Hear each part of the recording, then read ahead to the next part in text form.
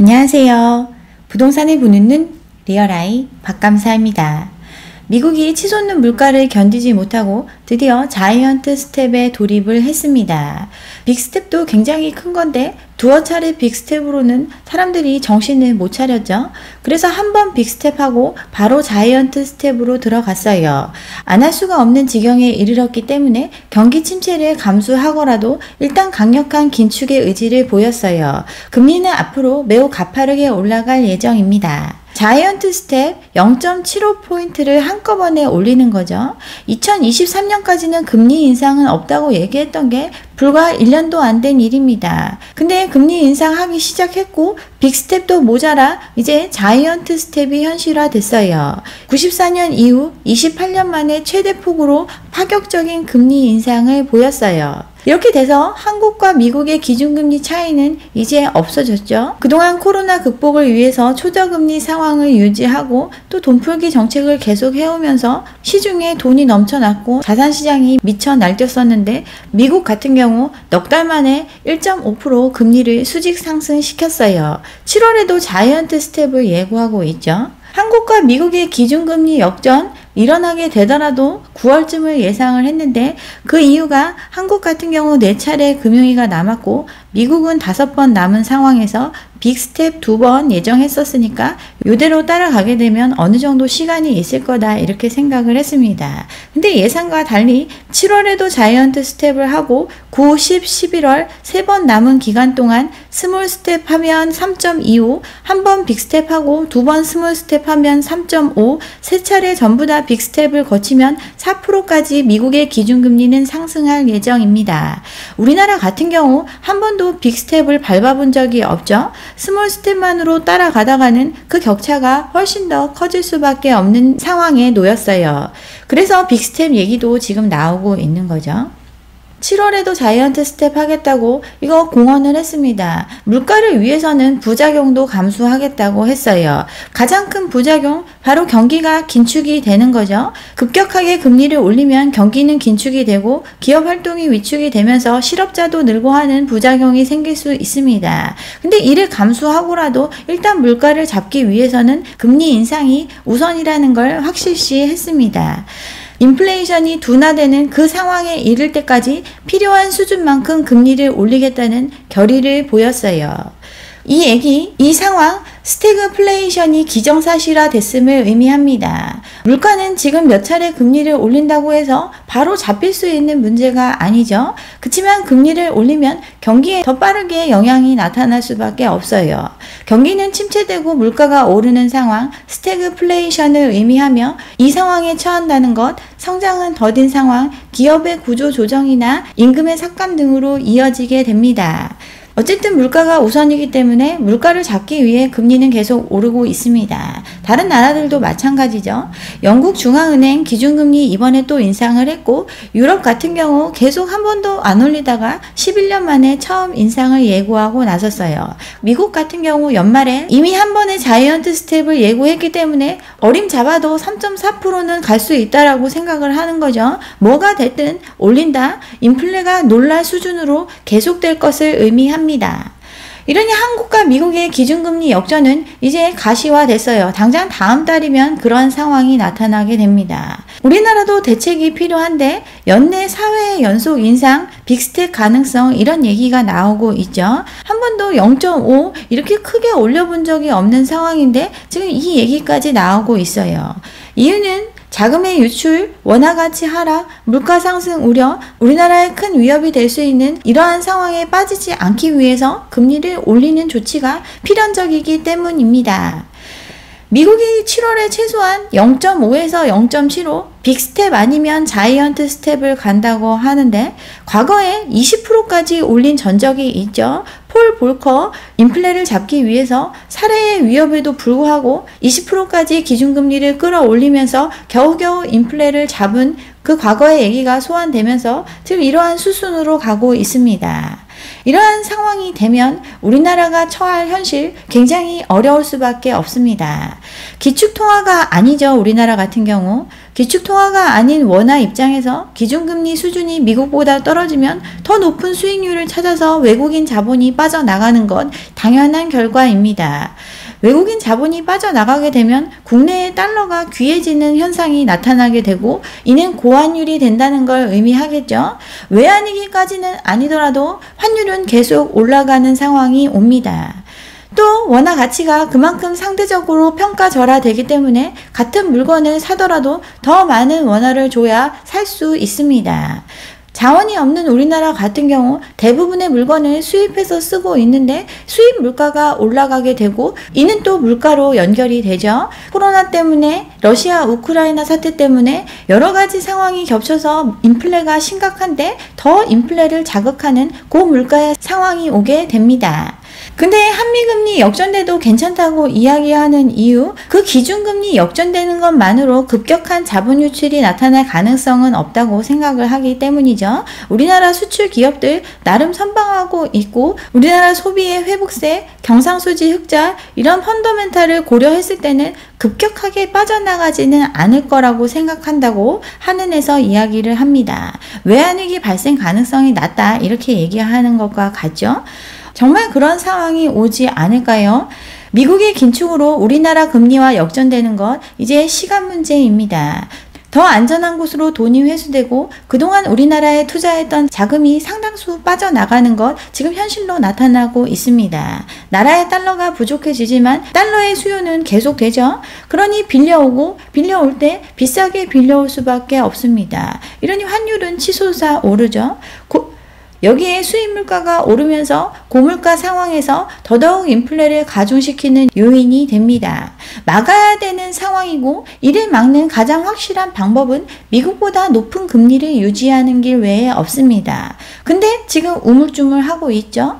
이유는 심각한 가계부채 때문이죠. 지금 대다수의 국민이 빚쟁이이기 때문에 이거 금리 따라 올렸다가 나라 망할 거다 뭐 이런 얘기 여기저기서 나오니까 지금 우물쭈물하고 있어요. 근데 지금 시기를 놓치면 정말 나라 망하는 꼴이 올 수도 있습니다.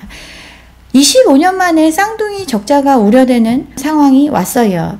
경상수지가 2년 만에 적자로 돌아섰고 수출은 계속되고 있지만 소비가 회복되지 않고 있습니다. 수출을 많이 해도 남지 않는 이유 다 수입해가지고 물건 만들어서 파는데 이 물가가 올라가니까 남는 게 없고 또 내수라도 활발하게 사람들이 돈 펑펑 쓰면서 살아야 되는데 모두들 빚내서 집 사느라 쓸 돈이 없는 게 가계의 현실이기 때문에 굉장히 우려스러운 상황에 처했어요. 여기에 환율이 올라가서 팔아도 적자인 상황, 이걸 막기 위해서는 일정 부분 정부의 개입이 필요하고 그래서 갖고 있던 달러를 풀어가면서 환율 안정에 썼습니다. 4월 외환 보유액이 85억 달러 감소를 했죠. 외환시장의 변동성 완화를 위해서 달러를 내다 팔아서 보유액이 줄어들었다고 실토했어요. 계속 감소폭은 커지고 있습니다. 강달러의 환율 방어 때문에 갖고 있던 돈을 슬금슬금 쓰니까 지금 갖고 있는 달러가 없습니다. 환율이 계속 오르는 이유가 이거죠.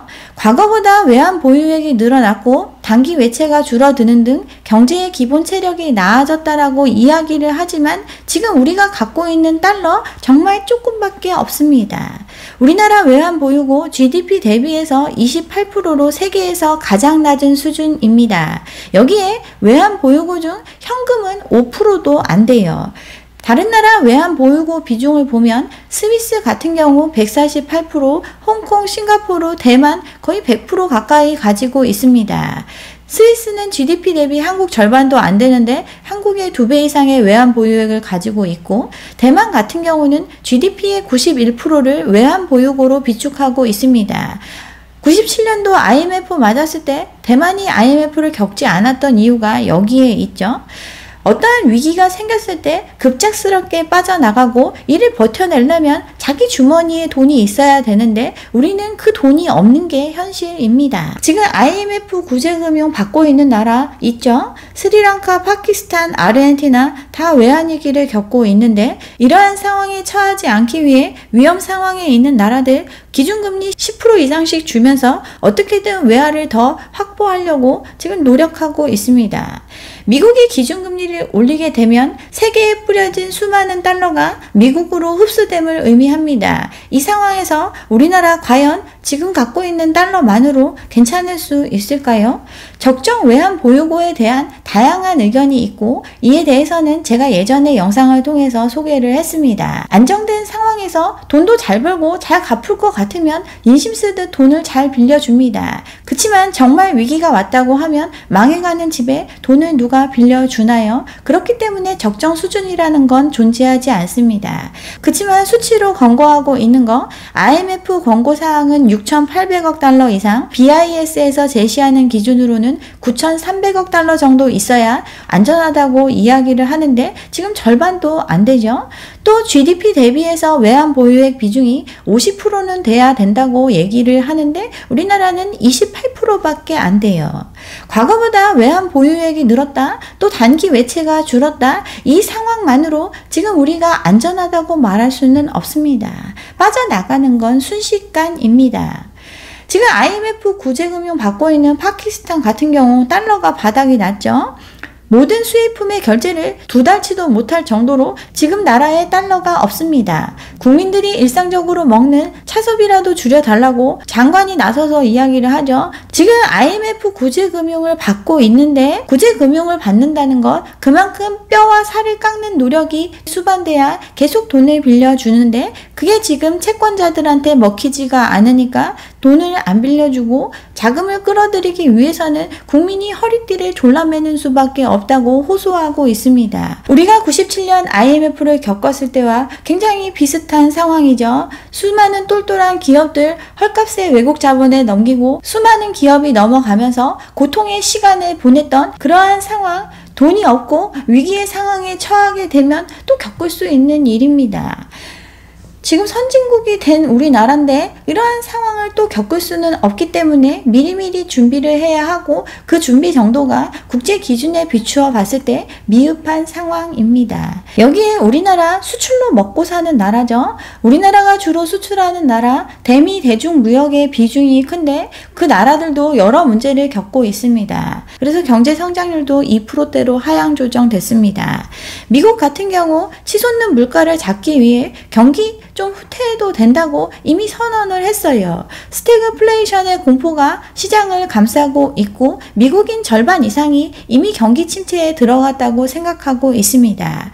그렇지만 치솟는 인플레 해결이 우선이기 때문에 더 경기 침체가 오더라도 계속 강행할 수밖에 없습니다. 중국도 마찬가지죠. 세계의 엔진이라고 볼 수 있고 또 막대한 인구를 바탕으로 막대한 소비를 하는 나라입니다. 근데 여기도 성장률이 하향 조정되고 있어요. 중국은 제로 코로나 정책을 하고 있고 코로나가 확산되면 봉쇄하고 이렇게 하고 있습니다. 성장도 필요하지만 복원이 우선이죠. 여기에 우리나라 인플레이션 시대가 도래를 했는데 갖고 있는 실물이 없습니다. 자원 무국이죠. 탄소 중립 정치에 계속되고 있는데 핵심 광물의 60%를 5개 국가에 의존하고 있습니다. 자원 빈국이 아니라 자원 무국이라고 볼 수 있는 그런 나라입니다. 인플레가 왔을 때 그나마 타격을 보지 않는 나라들, 실물을 가지고 있는 경우입니다.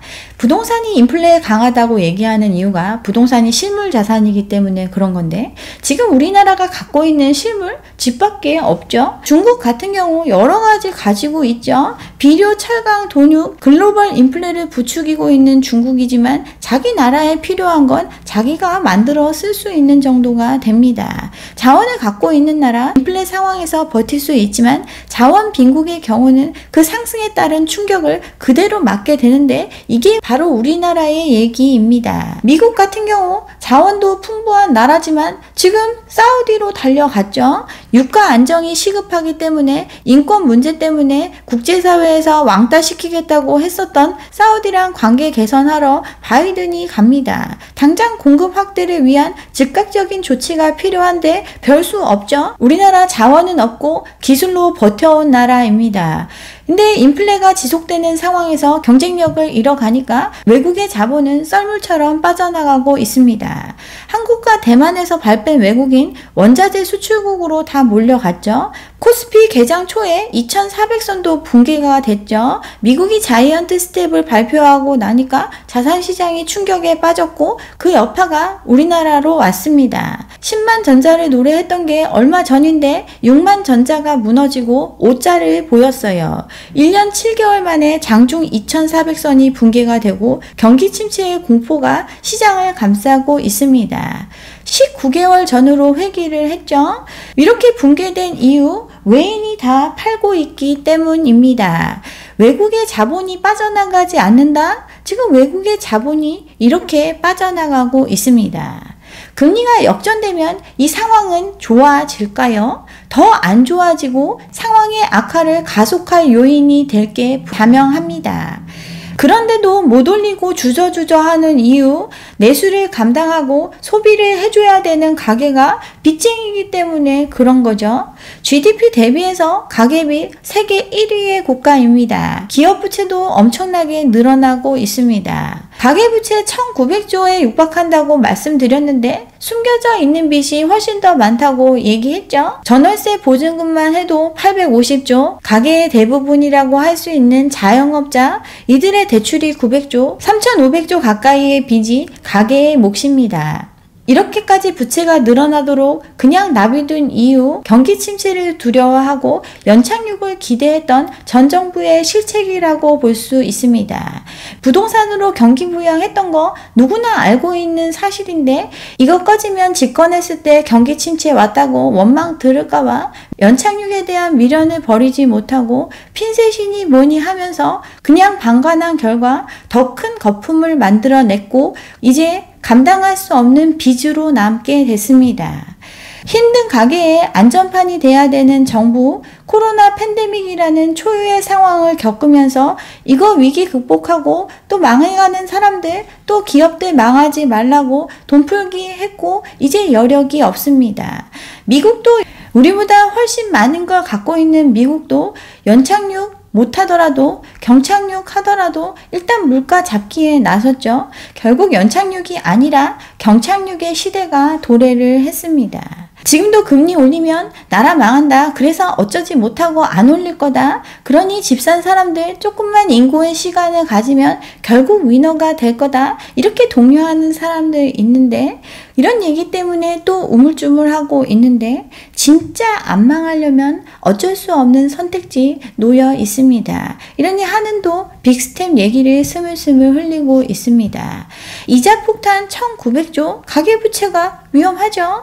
주담대 금리가 7%를 넘어섰습니다. 지금 기준금리 1.75%인 상황인데 시장에 돈이 마르니까 벌써 7%에 도달을 했어요.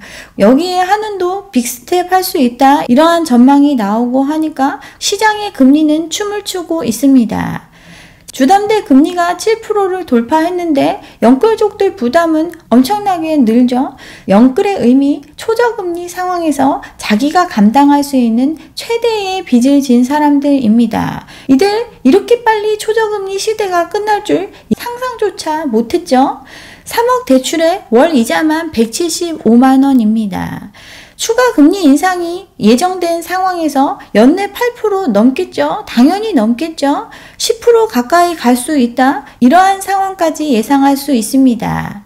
작년에 4%대에 빌렸으면 이자 100만원 냈었는데 이제 175만원이 됐고 연말에 8% 되면 200만원으로 2배 이상 이자 부담이 늘게 됩니다. 집, 코인, 주식에 몰빵을 했던 사람들 이제 월급을 다 은행한테 줄 수밖에 없어요. 지금도 이런데 연말 되면 과연 견뎌낼 수 있을까요? 과거에도 이자가 셌던 시절 있었죠. 옛날에 6%에 2억을 빌리면 1200만원 부담, 그래서 2억 빌리기도 굉장히 고민을 했었는데 요즘 2%대에 6억을 빌려간 거죠. 똑같이 1200만원이니까 부담 없다고 생각했는데 이 2%의 이자가 10%가 되는 현실이 곧 다가옵니다. 1200만원 이자 부담이 6000만원이 되는 그러한 시기가 머지 않았어요. 배보다 큰 배꼽 3억 빌리면 이자를 4억 2천만원 내야 된다고 지금 금리가 오르는 것, 결국 돈을 쉽게 빌려 쓴 사람들한테 엄청난 부담으로 돌아온다는 걸 의미합니다. 시장에 돈이 넘친다고 그렇게들 떠들어댔지만 돈이 귀해지고 돈 구해오는 비용이 올라가니까 빌려주는 값도 올라갈 수밖에 없고 더 많은 이자를 내놔야 합니다. 이미 빌렸었기 때문에 그런 거죠. 자이언트 스텝을 밟는다는 것, 크게 세 가지의 의미를 줍니다.